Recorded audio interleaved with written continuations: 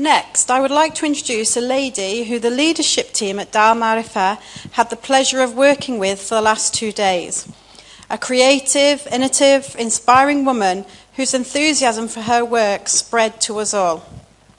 Dr Tina Doe is an educational consultant who leads the design of purpose-fit teacher professional learning initiatives. Throughout her career, Dr Tina has been a teacher, head of department, deputy head, and now a senior executive in both schools and universities, whilst maintaining her leadership profile as an Australian education consultant. Let us all invite Dr Tina to the stage to share her insight into high-impact instructional leadership. It's wonderful to see you all here.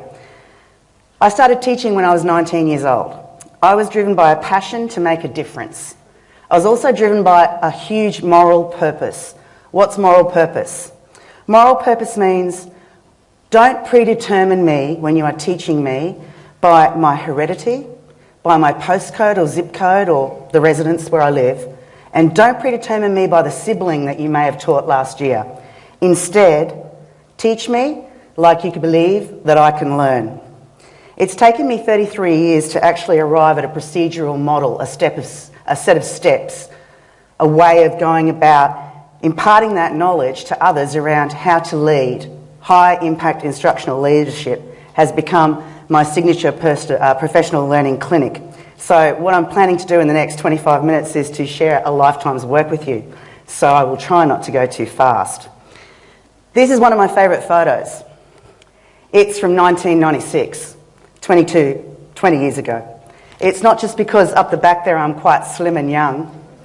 And I'm actually wearing the same necklace, which I noticed this morning when I listened to the Mezzan call for prayer. It's not even because I'm standing next to my husband. It's not because of the enduring professional relationships that I have with the people in that school.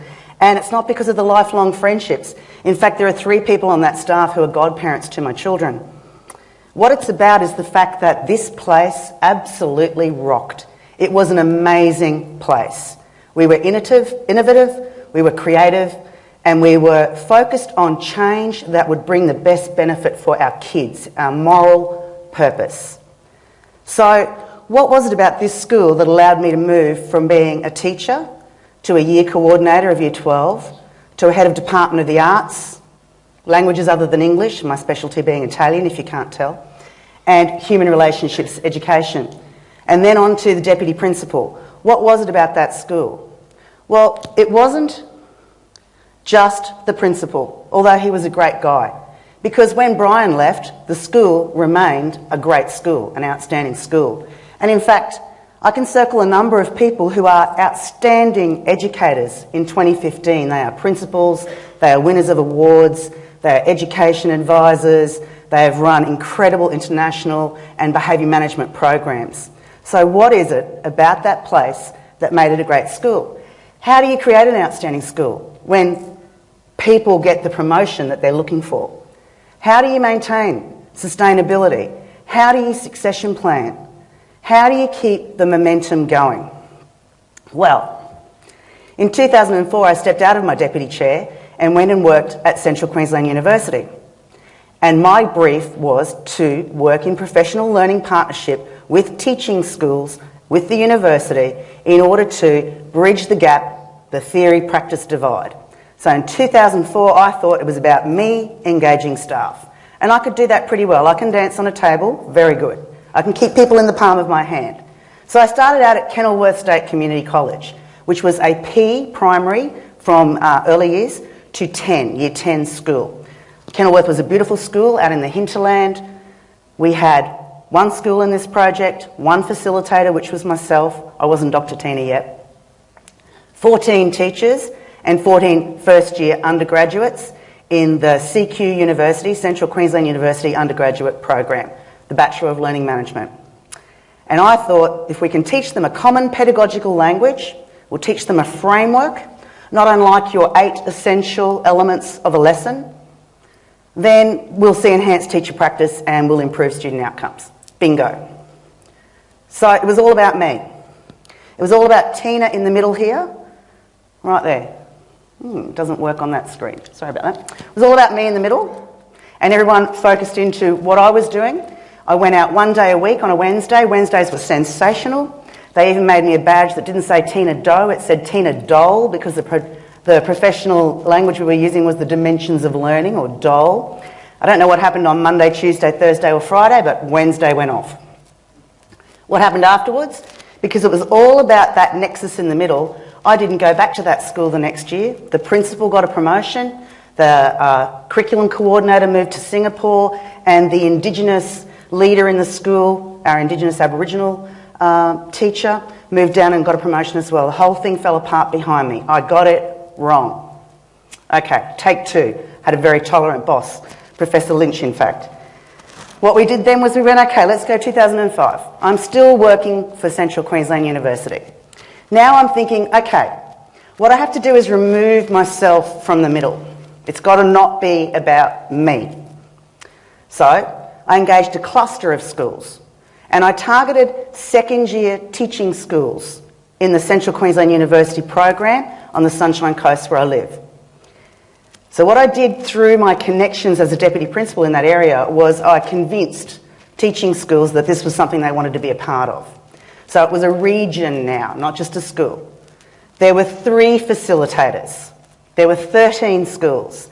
There were 46 teachers. And it was the whole cohort, every single second-year undergraduate student. And each school that committed to taking a cohort of undergraduate students in the teaching school model also committed, some just because they knew me and they trusted me, because that's what it's about, leadership, trust and humility, as well as knowledge, expertise, data. Because they trusted in me, they went, okay, we'll give you our teachers for 5 hours of professional learning in order that they understand this language, this dimensions of learning pedagogical framework, and so our students in the undergraduate program and our teachers could talk together. This was going to have to go off, wasn't it? Wasn't this going to have to work?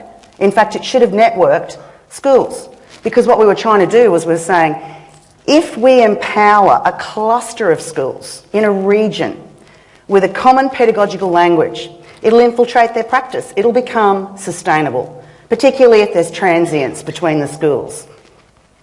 So instead of this model, we started to develop into professional learning communities who were connected. And we had multiple connections.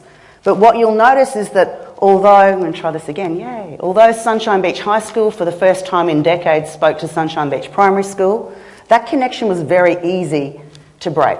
And here was good old Tawantin over here on her own again, and nobody really, this was still the silo effect. It was still independent operators with some connections. Unfortunately, I'd got it wrong again. You obviously got the idea I'm going to get it right because I'm here and so is Professor Lynch.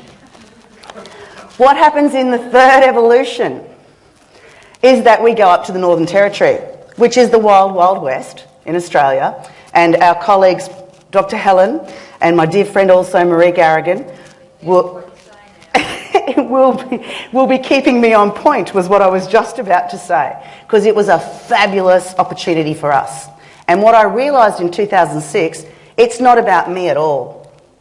In fact, what happened there was that we had a deal brokered between Charles Darwin University and the Northern Territory Government, and they employed me in a dual capacity, so that what we did here was we had one territory, one state, one territory, one facilitator, all teaching schools, all undergraduate and postgraduate education students, everyone in the territory talking the same professional pedagogical language.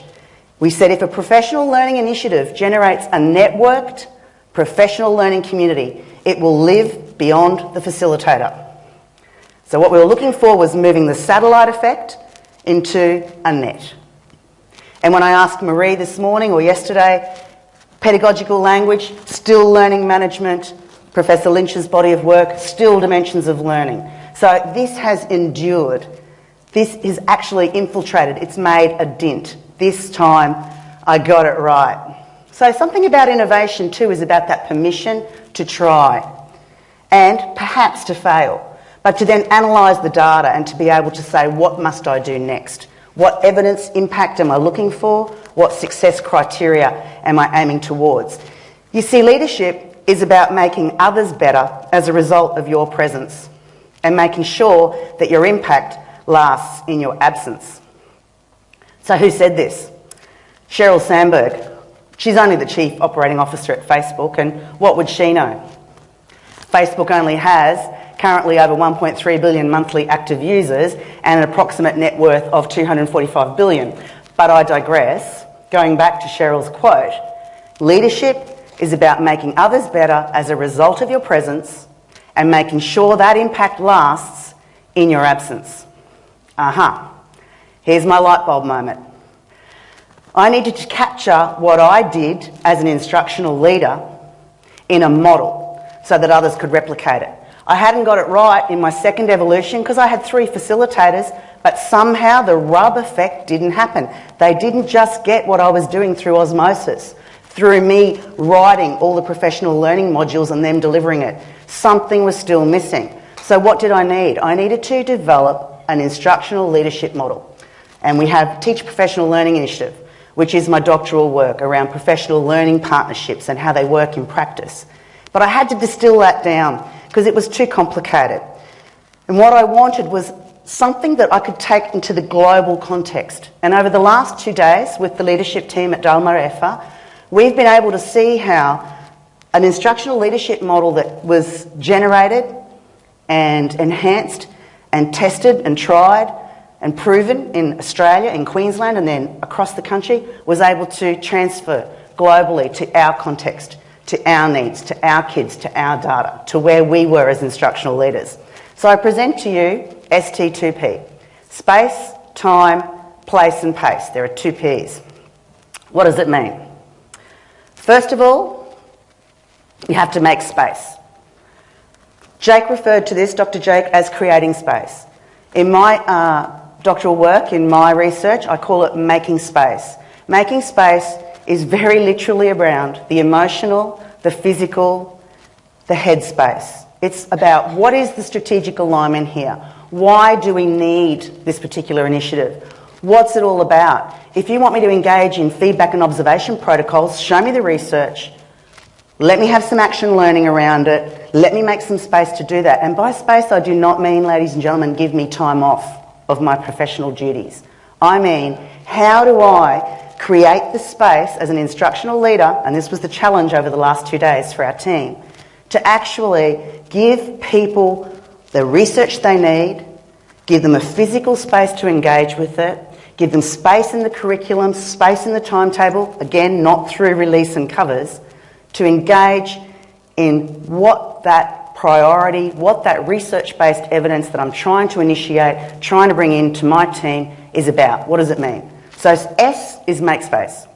The next element, equally important, they're all equally important, is taking time. Now, we're all time poor, aren't we? Yeah, are we time poor out there? I'm time poor.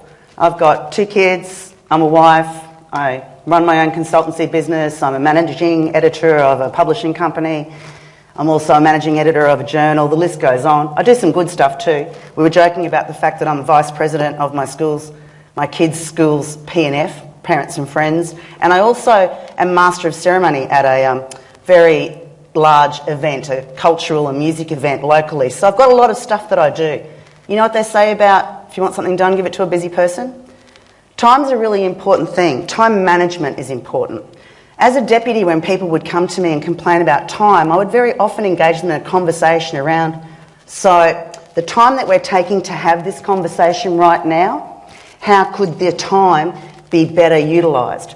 Taking time is about actually taking physical time, but it's also about the length of time it takes for people to do some action learning. So if I've asked you to engage again, I'll go to feedback and observation protocol. I've made space with you as your instructional leader around what it means, what the research tells us. The next step is you need some time. You need time to look at that, to practice it, to talk to each other about it, to engage in some surveys around whether a particular practice is working. Time is paramount. So we make space, we get the strategic alignment, we know why we're doing something because that's what the research tells us. It's where our data is driving us to go. We make space for it, and then we have to take time. We have to have action learning time to actually get our hands in, to roll our sleeves up and get in and have a go. Then we have to find a place. You see, ladies and gentlemen, this is what I call the tipping point right here, across there, between space-time and the bottom two. We can all sit and listen in any event to the great research that we're being told. We can even do some action learning around what we've been told works in classrooms. But the tipping point is where the rubber hits the road.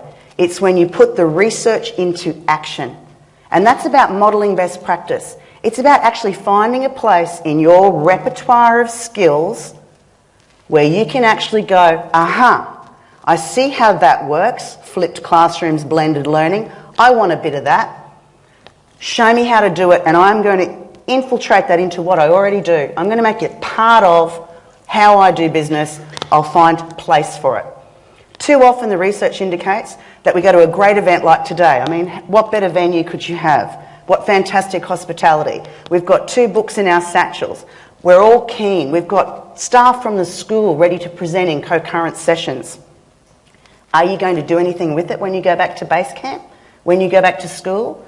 This is the important part. The finding place is paramount. And that's the big mission that I've given to our leadership group that I've worked with over the last 2 days. Because what they have to do now is they have to adjust the pace of their individual SMART goal projects. What's a SMART goal? Where are you, Leandy? She's lost sleep over it last night. Everyone in Leandy's life is going to have a SMART goal now. Her kids, her family, her friends. SMART means sustainable, measurable, attainable, result-oriented, time-bound.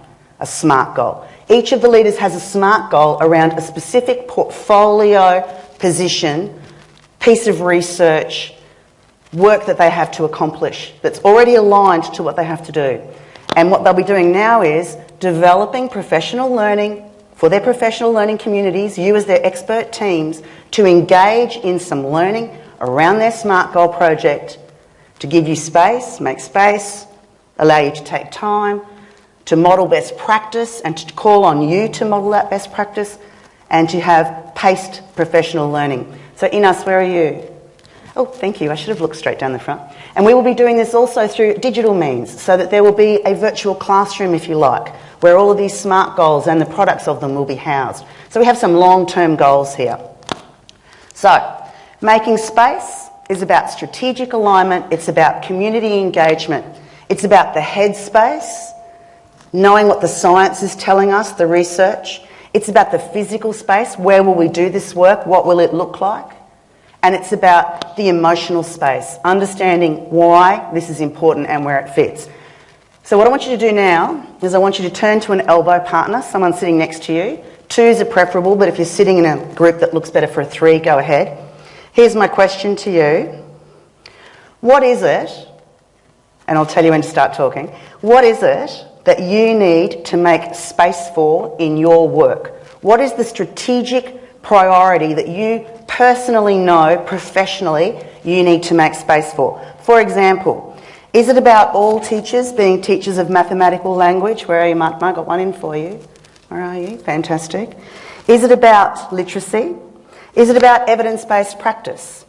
Is it about your active engagement in the staff hubs that Jake was talking about just previously? Is it about observation and feedback? Is it about data-driven decision-making? Is it about networking with your colleagues? And I don't mean just professionally, I also mean socially. Which of those priorities or other strategic priorities, pick one, is the one that you need to make space for? Turn to an elbow partner. I'm going to give you 2 minutes. Talk to them. What do you have to make space for?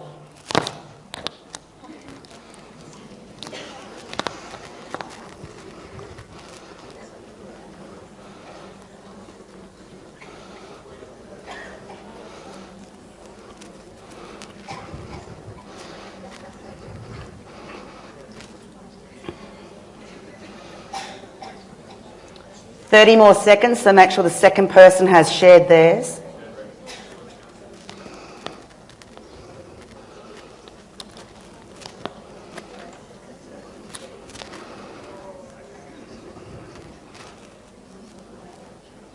10,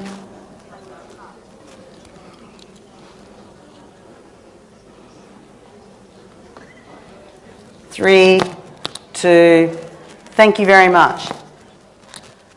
Note that down somewhere. Make it a commitment to what you need to prioritise strategically and make space for. The next one, of course, is our taking time.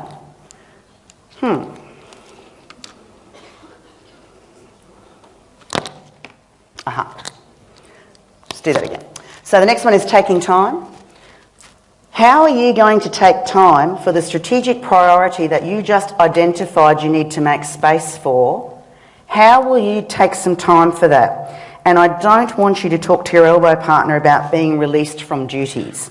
I want you to think about how you can take some time to make some space for that strategic initiative or priority that you know that you need to work on. Out of maybe the list I read out, mathematical language, the feedback observation, etc., the data-driven decision making. How are you going to take time? Now, I don't want you to turn to the same person. Can you turn to a different elbow partner? Have a different conversation. You have another minute. Can someone talk to Dr. Jake, please?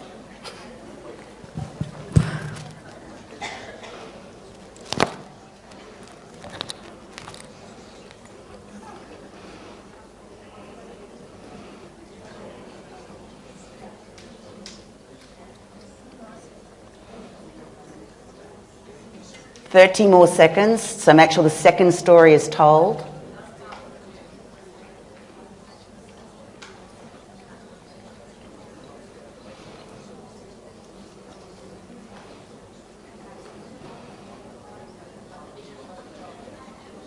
$10 seconds.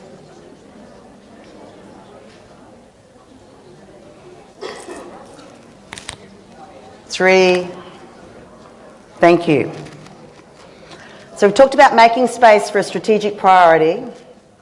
We've talked about how you might take time. I'd really hope that some of you might note the strategic priority and your ideas about time to discuss when you are back at Dharma Refa with your expert team and your instructional leaders. And just by the way, as Dr. Jake said, we are all instructional leaders. So we all have a part to play in creating the outstanding school. I'd really like it if you made a note about what you selected as your strategic priority and any fantastic ideas you have about how time can be made, because we'd all like to hear them, wouldn't we, leadership team? We all want to know how we can make that happen. So the final one is around pace. We've targeted what we have to work on. We've made head space, physical space, emotional space. We've found the time. We've taken the time to work on it through action learning. We've got the jigsaws going together, the jigsaw pieces. We've found a place for this new work. We've assimilated it into our repertoire of practice. And now we want to have paced professional learning. If you're familiar with the story of the tortoise and the hare, what you need here is that it's slow and steady enough for everyone to keep up, but fast enough that your early adopters are out in front and feel like it's enough of a challenge for them. So adjusting your pace is really important.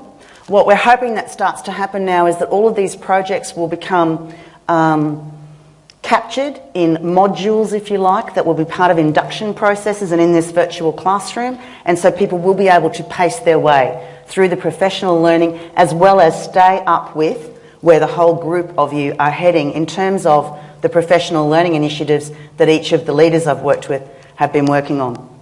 So, high impact instructional leadership. It's a professional learning clinic, and what it does is it utilises ST2P, space, time, place and pace. It moves instructional leaders, this 4-day professional learning, which I must thank our team. They've engaged in 3 one-hour Skype tutorials with me, 9 o'clock my time on a Sunday night at the end of a weekend, 3 o'clock your time on a Sunday at the end of your first day of the school week. We've had some really interesting, engaging interaction, and then it was a wonderful way to segue into me actually arriving and meeting them in person. So they've engaged in what's usually a 4-day clinic in 3 one-hour Skypes in 2 days, and they've done a fantastic job. Congratulations to the whole team of 10 that I worked with. What I wanted to do was to move instructional leaders from operating as change agents to actually becoming the agent for change. They don't do all the work. It's about distributed leadership. It's about us all working together to make the most outstanding school we can at Dalmareva. So, High Impact Instructional Leadership's worked in a number of situations. I know Naida is looking forward to working with her Arabic speaking team around the work that we've done and translating that, and also providing me with that translation. Very much looking forward to that. I've worked with networks of leaders across clusters of schools, from different schools all working together. I've worked with a whole school on high impact leadership. We've worked at Dalmareva with leaders. There's all different contexts that I have worked with. Currently I'm negotiating, working with an international cohort of deputy principals and aspirational principals around the world. So I'll keep you posted on that. I know that this works, using the Teacher Professional Learning Initiative as an instructional leadership model, because my first team who engaged in it, from 5 schools in the North Coast region, north of where I live, we call it the Wide Bay region. We had Kepnock High, Gympie State High, Maryborough State High, Gingin High and Harvey Bay High School in my first High Impact Instructional Leadership, and they won the inaugural Jack Pizzey Leadership Award for School Leadership, which fantastically won them $25,000 Australian, unfortunately not American dollars. However, it meant that what they've done this year is they've rolled over into a second evolution. So I wish you luck with High Impact Instructional Leadership. I hope that you start to hear a lot about making space, taking time, finding place and paced professional learning, and I look forward to my conversations with you throughout the rest of the day. Please, our main thing here is we all lead from the middle. What's it about? It's about maximal outcomes for our learners. Thank you very much for your time, and I hope to talk with you later.